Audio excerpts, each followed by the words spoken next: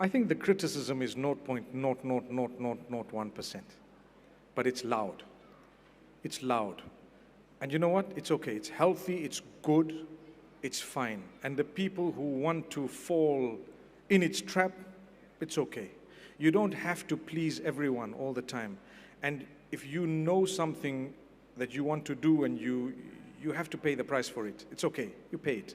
For as long as you're right, it's between you and Allah. A few people will dislike you, but they don't know you. And a few may love you beyond what is even okay sometimes. I've had some crazy people who like sort of irritate you with the amount of love that they want to display. But yes, I've arrived at a stage, in fact from earlier on, it's okay. They can criticize, they can say what they want, it's fine.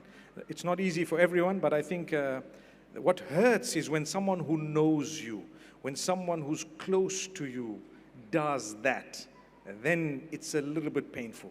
Because you know, this person means so much to me, look what they've done. It has happened a few times where you have a person you look up to as perhaps someone who taught you something. And they're the ones who criticize, and then you start thinking to yourself, oh no man, you know, they could have asked me, they could have come to me, they could have dealt with it differently, but it happens. Otherwise, sometimes it's healthy. And I think, you know, I can actually think of a few examples in my life where something has happened and suddenly you face an onslaught of things, and then you tell yourself, you know what, it was good that at least the ummah felt that, okay, this was something wrong, here's the backlash of it, and this is what happened. So the ummah is alert and awake, and it's watching and it sees. So in a way there is a benefit from it, Habibi.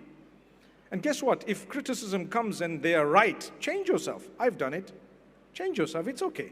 If it came in the worst possible form, a guy swore you, big swear words, but the one sentence of correction was correct, take that and excuse the rest. You know, I want to just share something with the audience.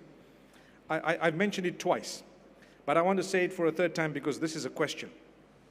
A few days ago, last week was it, we were at some event, and after the event, a youngster came to me outside and says, can I have 30 seconds of your time? And I was on my way out and I was about to leave, but it's okay because you know 30 seconds you're going to give, and you're going to give a lot of people, it becomes a lot. But I saw he's on his own, he looks like a good lad, and inshallah let me, I said no problem. He says, can you step aside with me? No problem, step aside with him.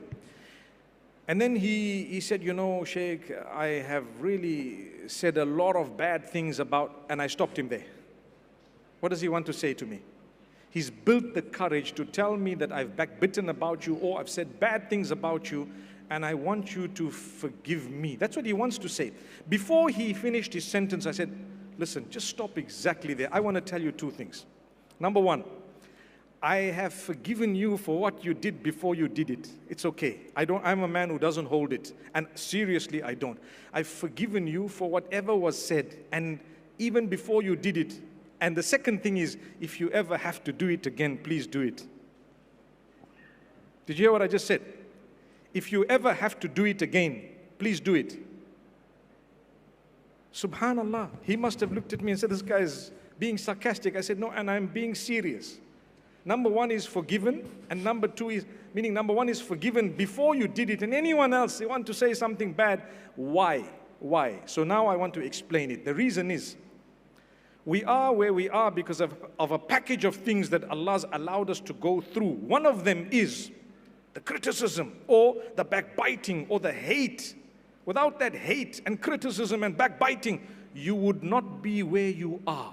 If that's what got my boat floating, wow, let it be. It was Allah who floated the boat, not them. Do you get the point?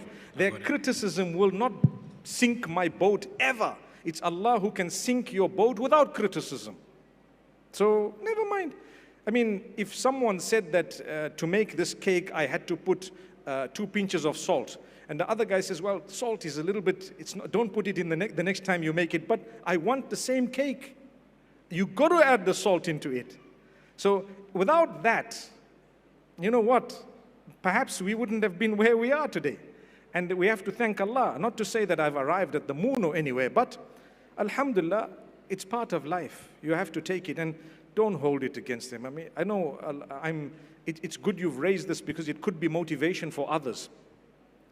Don't worry about criticism of the criticizer. It's okay. It's mostly about them, not about you. It's mostly about them. It's their insecurities, their misunderstandings, their issues, their problems, their lack of foresight sometimes. Maybe they don't think like you, whatever it might be. It's okay, fine.